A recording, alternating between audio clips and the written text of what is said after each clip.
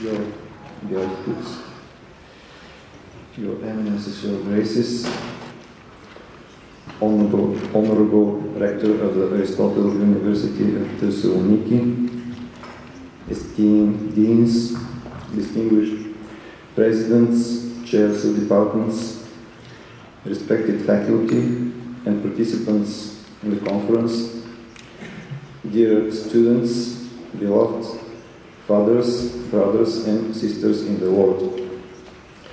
It is a great honor and a particular joy for me to take part in the first session of the second international conference dedicated to the journal Theologia on the theme Orthodox Theology and the Ontology of Theology, Anthropological, Political, Economic, Social, and Cultural Consequences. At the outset, allow me to note that the Theologia is the Orthodox theological journal with the longest uninterrupted history, now of more than a century. Founded in the aftermath of the First World War, at the initiative and with the blessing of the great visionary, the ever-memorable Archbishop of Athens and of all Greece, Chrysostomos Papadopoulos, professor at the Faculty of Theology of the University of Athens, it truly appeared, according to the editorial board of its inaugural 1923 issue, as the dove from the ark of the church, boldly released and taking flight after the flood. Indeed, throughout all these years, Theologia has remained a dove of peace, and this international conference, with the participation of primates and representatives of the local Orthodox churches, offers further confirmation of that vocation. It is with joy and gratitude that I underscore the fact that many theologians, philosophers, historians, and other humanities scholars from Bulgaria have published studies and articles in its pages over the years, something that attests to the journal's ecumenical, Catholic, and pan-Orthodox character. The question of modern and postmodern technologies, to which this conference is devoted, is both exceptionally timely and complex. The qualitative difference between pre-modern times and the modern era lies in the gradual transformation of technology from a mere object of human use into almost a constituent substance of human life. It is present in all its dimensions, permeates everyday existence, directs and alters our models of living, creates needs hitherto unknown, and leads to the withering of or disappearance of older ones. The technologization of human existence has progressively yielded numerous conveniences. It has reduced physical and intellectual exhaustion, expanded leisure, and multiplied the means of attaining specific ends, thereby affecting virtually every sphere of life: work, education, the arts, architecture, medicine, and so forth. As a result, we enjoy a great many benefits. Technology has become such a broad and all-embracing category that we increasingly struggle to define with precision what in fact is meant by technology. At the same time, as the great French analyst of the technological phenomenon, Jacques Ellul, observed some 60 years ago, one may place everything in question, beginning with God, but not technological progress itself. It has become a dogma that few dare to challenge.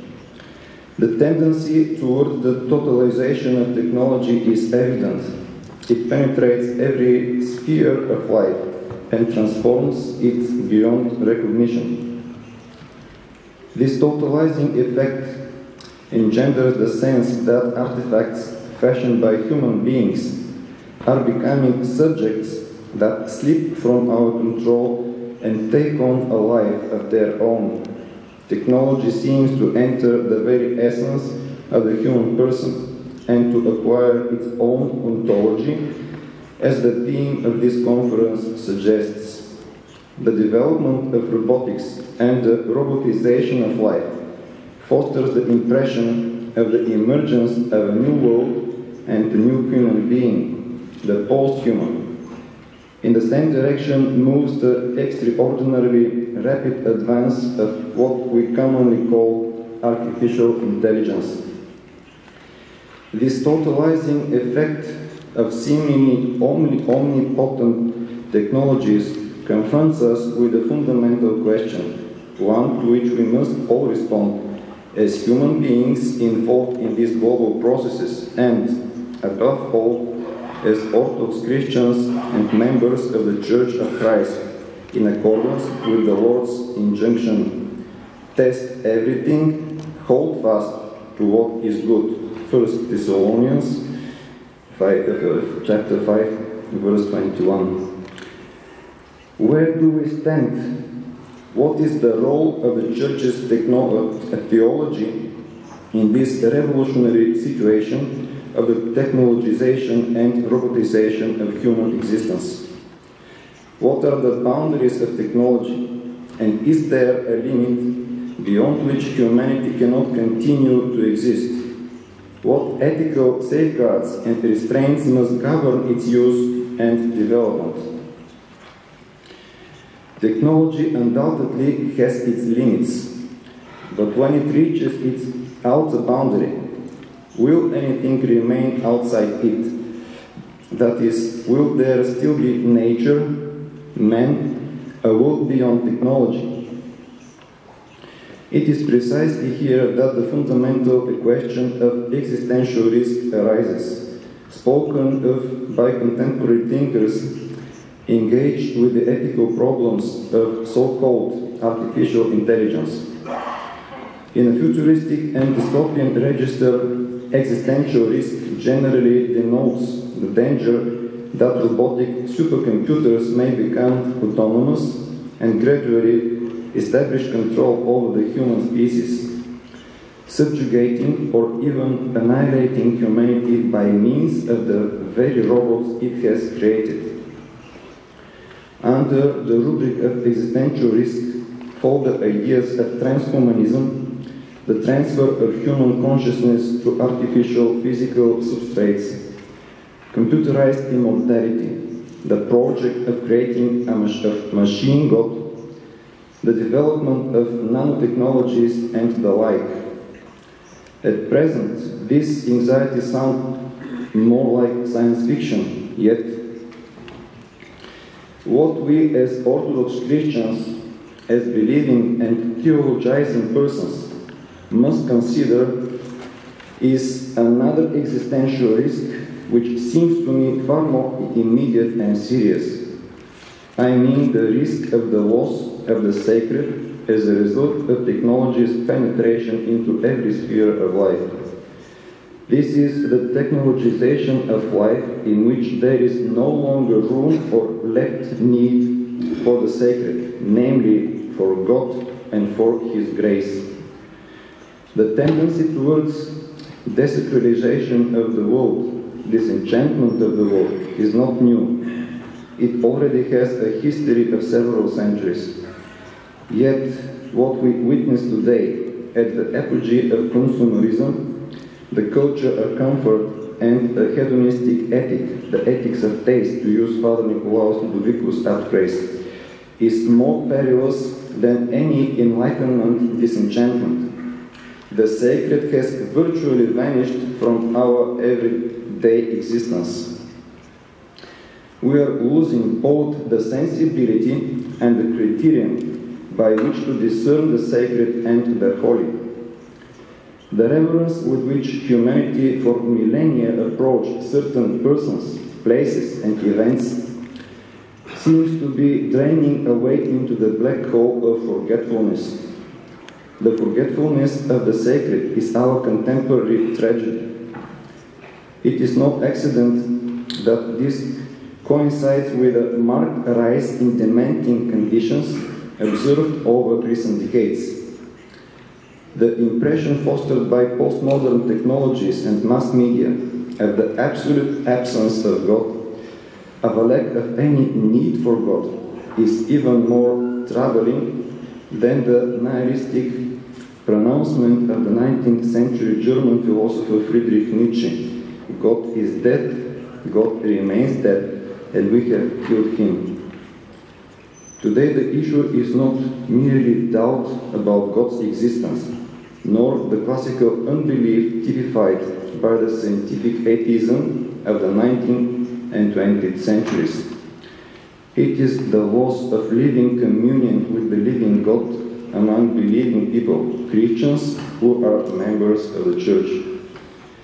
The constant use of computer technologies, and especially of mobile phones, on which almost all of us now depend, the author of this paper not accepted, fragments human consciousness. It prevents sustained contemplation, turns the single current of awareness into a sequence of podcasts, and snaps the thread of human thought, which works ever less with words, with the word, the logos, and ever more with images. Virtual reality becomes real virtuality. In the process, mind and heart appear entirely sundered, torn irretrievably from one another. The mind thinks wordlessly in manifold ever-shifting images, while the heart becomes a dark storeroom for depressive feelings. A consequence, and at the same time a root cause, of this fracturing of consciousness, this fragmentation of human thought, is our growing inability to pray. But how is God's real presence possible without prayer? How can the Logos be present in our life if we refuse to Eucharistic dialogue with Him? It is precisely the delogosization, the loss of the Logos, if we may borrow the words of Saint Athanasius the Great, of human nature and of human life, that most troubles the Christian serving the trends of contemporary scientific and technological achievement. We must never forget that, however advanced artificial intelligence may be, however many updates it may undergo, it can never in any way acquire what the Holy Apostle Paul calls the mind of Christ, the mind we receive as a gracious gift in prayerful, ascetical, Eucharistic and sacramental communion with Christ. Saint Maximus the Confessor, elucidating Paul's phrase, "We have the mind of Christ," affirms that to be called to have the mind of Christ means that we must in all things think in accordance with Christ. To have the mind of Christ is to think according to Him, and to think everything through Him, that is, through Christ. We must think in accordance with Christ. He then adds, we must think in accordance with Him and think everything through Him. In accordance with Him means according to His manner of thinking. In other words, Christ enables us to understand the whole surrounding reality. In Him we rightly perceive all that befalls both us and the world around us. If a bolder comparison may be permitted, in grace-filled communion with Christ, the human mind attains such perfection, such updates, that it becomes something far greater, more powerful, deeper, wiser, and more comprehensive than even the most powerful and perfect artificial intelligence.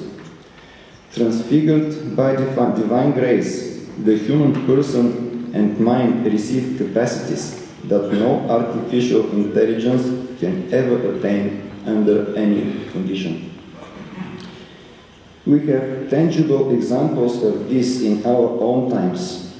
Saint Porphyrios Krsakoulitis, a God-seer of our age, who, by God's grace, saw the very moment of the world's creation, according to the testimony of his spiritual children, perceived both past and future. Saint Paisius the Etonite spoke languages he never had studied, surpassing the most sophisticated electronic translation tools.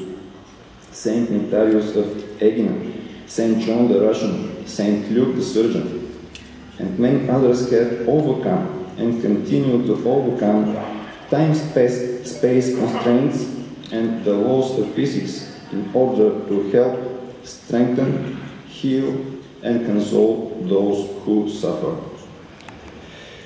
The solution of these challenges for us is not to flee from technology, to withdraw into a parallel world, nor to succumb to panic or be overtaken by various fears and phobias, to dread the future, to lose sleep over new identity documents, or to demonize education.